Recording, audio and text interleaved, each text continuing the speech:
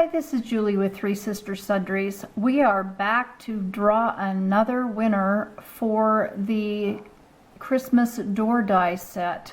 We still have not heard from our second winner, so we're going to draw again. So I've got the video here. I'm going to get the comments. We have 97 comments. And then I'm going to go down here and I'm going to start the raffle. Good luck, everyone. Our winner is Terry Ashby.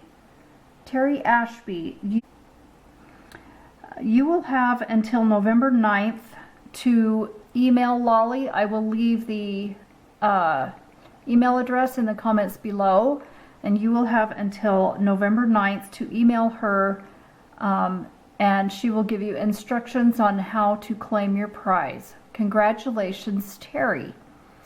Now, for our second drawing, we are going to also draw for the cookie die set. So, I am getting the video.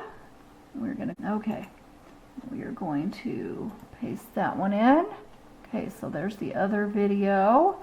Get the comments. There are only 36 comments, so you will all have a really good chance of winning. Okay, and then we'll come down here and start the drawing.